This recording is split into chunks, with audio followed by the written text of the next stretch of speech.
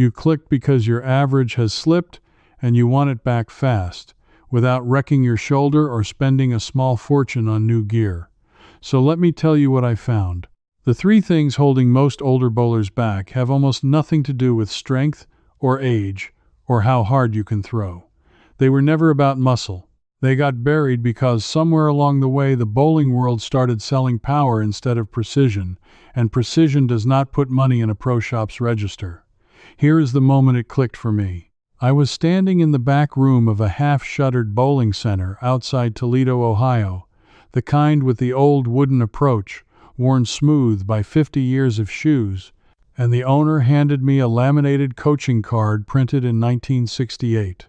It was yellow at the edges and soft as cloth from handling. On it were 3 lines of instruction for what it called the recreational bowler over 50. Not one word about throwing harder. And by the end of this, I am going to show you the last line on that card, because it is the thing that quietly turned struggling league bowlers into the people who took home the money on Friday nights. It works on the lanes you already bowl on, with the body you already have this week. So let me walk you through the case the way I walk through it, one clue at a time. The first thing I had to figure out was why so many older bowlers, people who used to carry a respectable average, suddenly can't buy a strike. I heard the same story over and over on the retirement and league forums I dug through. Men and women in their 60s and 70s, folks who bowled 200 games in their prime, now stuck in the 130s and 140s, convinced their body had simply given out. And every single one of them was staring at the wrong thing. Here is the clue that started to unravel it. When you step up to bowl, where do your eyes go? Be honest. They go all the way down to the pins, 60 feet away, that little triangle of white you are trying to smash. It feels natural. It feels like the obvious thing to aim at. But it is the single biggest reason your ball wanders, and it is the first mistake that card from 1968 was built to fix. Let me explain what I learned, because this is not opinion. A regulation bowling lane is 60 feet from the foul line to the head pin. That is a long way. 60 feet. Now, aiming at a target 60 feet away and rolling a heavy ball to it accurately is something even professionals struggle with, and their eyes are 30 and 40 years younger than ours. As we age, our depth perception softens. Our ability to judge distance far down the lane fades a little every year. So when you aim at the pins, you are asking your oldest, weakest visual skill to do the hardest job on the lane. No wonder the ball drifts. But here is what almost nobody standing at that foul line ever notices. Built right into the lane, about 15 feet past the foul line, there is a row of 7 arrows, little dark triangles, sometimes called the darts, set into the wood in a pointed formation. 15 feet, not 60. They have been there on every regulation lane in America for the better part of a century. The American Bowling Congress, which was founded on September 9, 1895, in New York City, standardized the lane markings so that every bowler in the country would have the same aiming guides. Those arrows were not decoration. They were put there because the people who designed the game understood something we forgot. You are supposed to aim at the arrows, not the pins. I tested this myself because I did not believe it could be that simple. I went to my local center on a slow Tuesday morning, paid for 3 games, and I made myself a deal. First game, I aimed at the pins the way I always had. I shot a 128. Then I did the only thing that card told me to do. I picked the second arrow from the right, the one sitting on the 10th board, and I promised myself I would look at that arrow and nothing else. Not the pins, not the head pin. Just that arrow 15 feet away. My hand felt like it was betraying me. It felt wrong to ignore the pins completely. I shot a 161 that second game. Same ball, same tired shoulder, same 68-year-old eyes. The only thing that changed was where I pointed them. And that makes sense when you think about it. If you can roll your ball accurately over a spot 15 feet away, and your arm swings in a straight line, the ball will carry that same line all the way to the pins on its own. You do not have to steer it 60 feet. You only have to steer it 15. Close targeting is how every accurate thrower in every sport works, from darts to archery to a good pool player lining up the cue. Bowling is no different. The pros call it spot bowling. And here's the part that got under my skin. It was taught as the standard method to beginners in the 1950s and 60s. It was in the instruction booklets they handed out for free.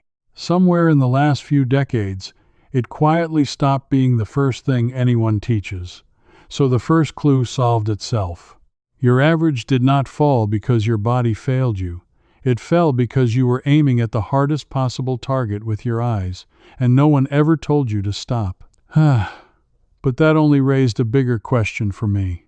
Because if aiming was that simple to fix, why were so many of these same bowlers still hurting themselves, still coming home with sore wrists and aching shoulders? And that led me straight to the second thing on that card, and it is the one that made me angry. The clue was a number I kept seeing repeated in pro shops and old manuals alike: 10%. The old rule of thumb was that your bowling ball should weigh about 10% of your body weight, up to the legal maximum of 16 pounds. Now, for a big, strong man in his 30s, 16 pounds is fine. But I watched a woman in her 70s at my center, maybe 130 pounds soaking wet, wrestling a 14-pound house ball down the lane, wincing every single time.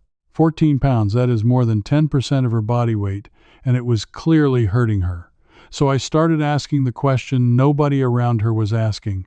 Why is she throwing a 14-pound ball? The answer is the first place the story turns dark. Because when I talked to bowlers and read the forums, the belief was everywhere, repeated like gospel. You need a heavy ball to knock the pins down. A light ball will deflect. A light ball is a beginner's ball. Real bowlers throw heavy. And that belief, I discovered, is costing older bowlers their scores, their shoulders, and in some cases their ability to keep bowling at all. Here is the truth I dug up, and it comes with real numbers.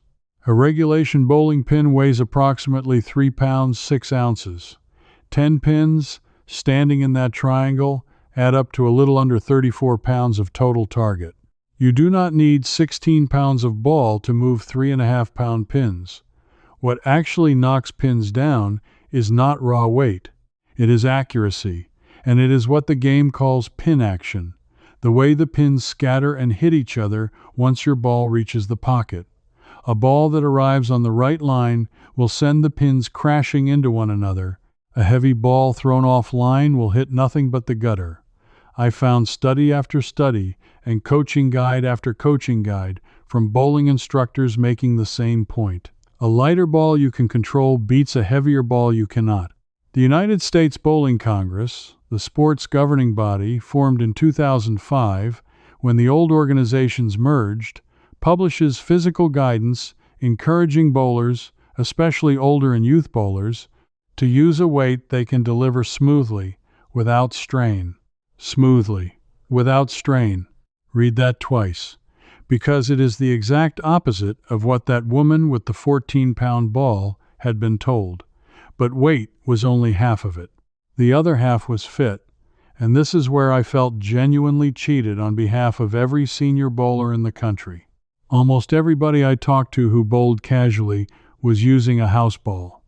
You know the ones. The scuffed balls sitting on the racks, drilled with generic holes for a generic hand. And here is the problem. Those holes almost never fit your hand. The span, which is the distance between the thumb hole and the finger holes, is set for an average grip, and your hand is not average. When the span is too long, you have to squeeze and grip to hang on, and that grip is what wrecks your thumb, your wrist, and your release. When you squeeze, you cannot let the ball go cleanly, so you hang on a fraction of a second too long and yank the ball offline every time. So, I did the thing the card implied. I went to the pro shop, And instead of buying the most expensive ball on the wall, I bought the lightest ball I could throw smoothly, a 12-pound ball, and I paid to have it drilled to my hand. The whole thing, ball and drilling, cost me under $60, and the difference was not small. With a ball that actually fit, my thumb slid out clean at the bottom of the swing. I was not gripping. I was not steering. The ball simply left my hand on the line. My arm was already traveling. My scores climbed again, and my shoulder stopped aching the next morning. 12 pounds fitted to my hand outscored the 14-pound house ball I had been fighting for years.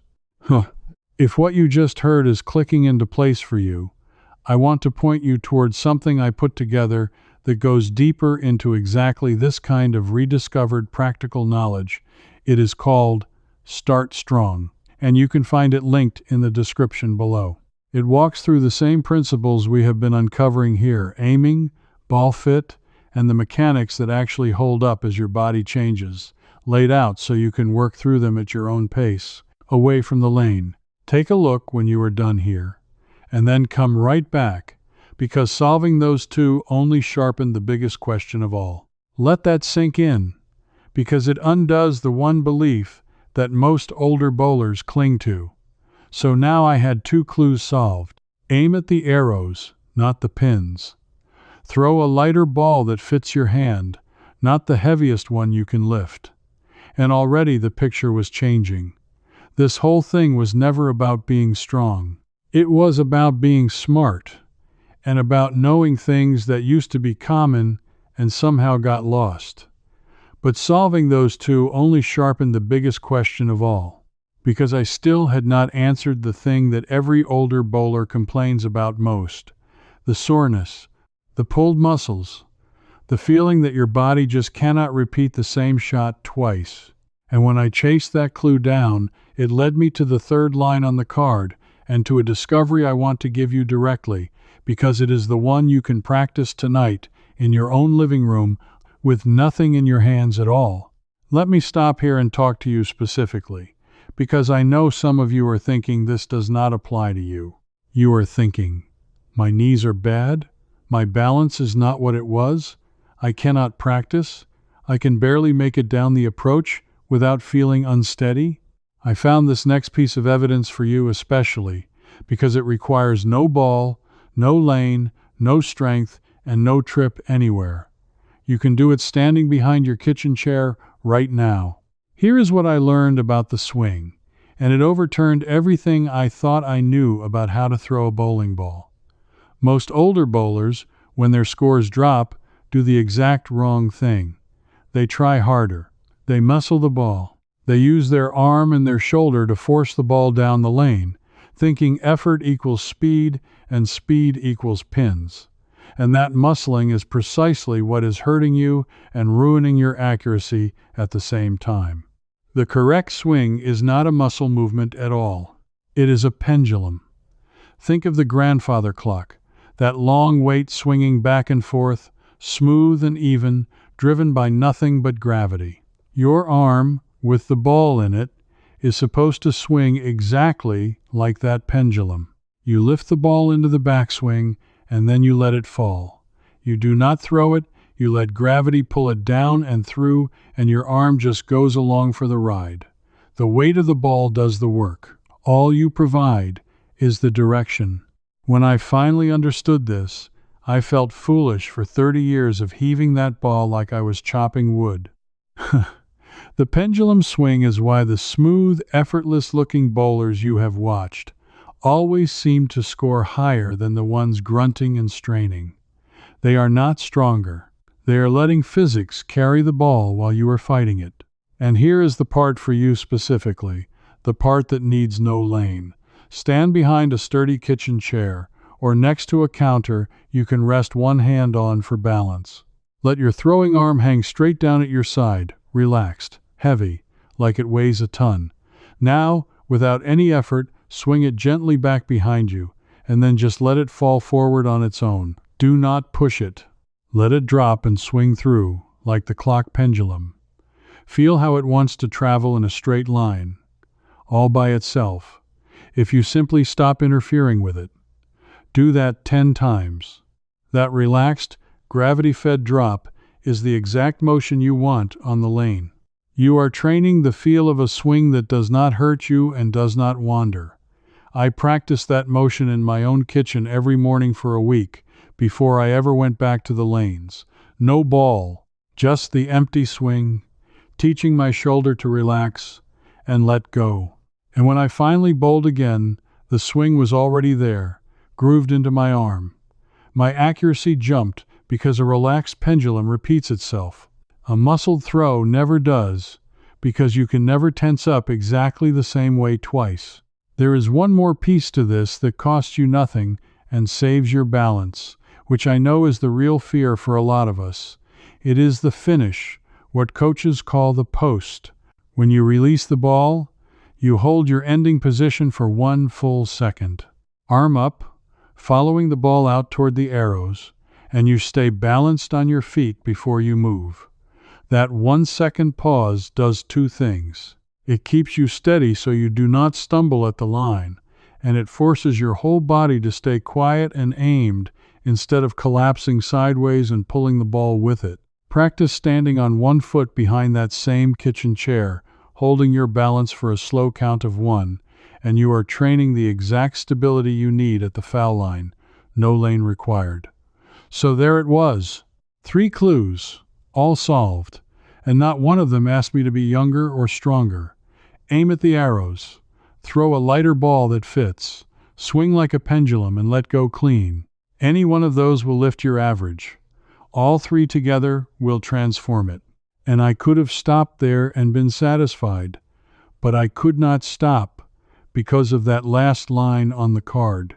The one printed in 1968, at the very bottom, that I have been holding back this whole time. Because when I read it, it did not sound like a bowling tip at all. It sounded like a secret, and when I chased it down, I found out it is the single thing that separated the people who won money on league night from the people who just paid their dues and went home. It is the thing almost no recreational bowler over 60 is doing, and it is the reason your score is capped even after you fix everything else. Here is the truth that card pointed me toward, and it is going to sound backwards at first.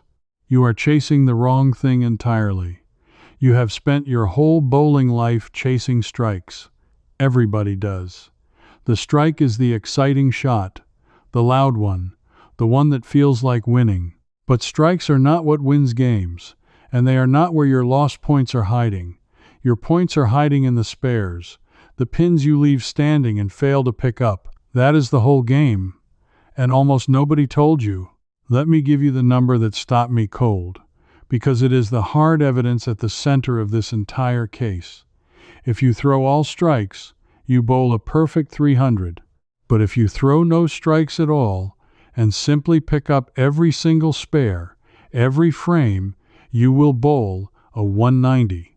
Think about that, 190, with 0 strikes, just by cleaning up the pins you leave. Most older bowlers I met were stuck in the 130s and 140s, not because they lacked strikes, but because they were leaving 2, 3, 4 spares open every single game. Every open frame was bleeding away 10, 15, 20 points. A 190 was sitting right there, unclaimed in the frames they gave up on. And here is the method that card was pointing me toward, the one preserved by the old league players and the coaches who came up in the 50s and 60s. It is called the 3-6-9 spare system, and it is a way of picking up spares without guessing, using the same arrows and the same boards we already talked about. Here is how it works, and it is simpler than it sounds. When you throw your first ball for a strike, you note where your feet were standing on the approach. That is your strike position. Now when you have a spare to pick up, you do not re-aim your eyes and hope. You move your feet a set number of boards and keep aiming at the very same arrow. For spares on the right side of the lane, for a right-handed bowler, you move your feet to the left. For the closest spares, you move about 3 boards. For the ones a little farther over, you move 6 boards. For the far corner, the dreaded 10 pins sitting way out on the right, you move about 9 boards. 3, 6, 9. That is the whole system, and it works in reverse for left side spares, moving your feet the other way. You are not changing where you look. You are letting your feet change the angle of the ball across the lane, and the geometry does the rest. It takes the guesswork out completely. I found this exact system documented in bowling instruction going back decades, taught by coaches through the American Bowling Congress and later the United States Bowling Congress, passed down through league nights from one generation to the next. It was never a secret in the sense of being hidden on purpose. It was a secret because the people who knew it stopped teaching it, and the casual bowler was left chasing loud strikes while the quiet, steady players moved their feet, picked up their spares, and walked away with the trophy. I tried the 3-6-9 system for 2 weeks straight, and it did something the other fixes had not. It gave me a floor. Even on nights my strikes would not fall, I stopped bowling open frames, and my worst games got better instead of collapsing. My average did not just rise, it stopped crashing. Because the man who picks up his spares never has a truly bad game, and the man who chases, strikes, and leaves the rest open never has a reliable one. That is the last line on that 1968 card. Finally read aloud, "Do not chase the strike. Master the spare, and the score takes care of itself." The people who taught this knew it in their bones, and they were right, and it got buried under decades of people selling us heavier balls and flashier hooks, and the idea that bowling well means throwing hard. It never did. It meant knowing where to stand and where to look, and refusing to leave points on the lane. So let me hand you the whole case. Solved. Your eyes belong on the arrows 15 feet away, not the pins 60 feet down. Your ball should be light enough to swing smooth and fitted to your own hand, not the heaviest one you can wrestle off the rack. Your arm should fall like a pendulum, gravity doing the work while you stay relaxed and post your finish for balance. And your real points are waiting in the spares, picked up frame after frame with your feet, 3 and 6 and 9 boards at a time. Do those things, and you will not need to be younger, and you will not need to be stronger. You will just need to know what they knew in 1968. What you just recovered is not really about bowling. It is about the quiet feeling that the game got harder because you got older, when the truth is the knowledge that made it simple was taken off the table while you were still at it. You did not lose your skill. Somebody stopped teaching you the thing that made it work, and you have it back now. You are the kind of person who suspects that most things labeled too advanced or too old-fashioned were really just abandoned because the simple version did not sell anything. That instinct of yours is correct, and it is exactly why this channel exists, to dig these methods back up before the last people who remember them are gone. Now I want to hear from you, and I mean this plainly, because I know you do not always leave a comment unless somebody asks you straight out. So I am asking, when you bowl, have you been staring at the pins 60 feet away this whole time, or did somebody once teach you the arrows? Tell me in the comments which one it was, and whether you are going to try the second arrow on the 10th board this week. I read them, and I want to know if that card was right about you too. And if you want to be in the room the next time I reopen one of these cases, subscribe and stand with the people who are digging this practical knowledge back out of the ground where it was left. Because the next investigation I am chasing is an old trick for gripping a house ball so your thumb never sticks at the release. A fix a retired pro shop owner swears was standard in the 60s and vanished almost overnight, and I think I finally found the man who can prove where it went. Before you go, if this video helped, there's a deeper version waiting for our members. You can ask me your own question, and a real person answers, and you'll be among thousands of folks just like you. Point your phone's camera at the code on screen. It takes less than a minute, and you can cancel anytime no risk.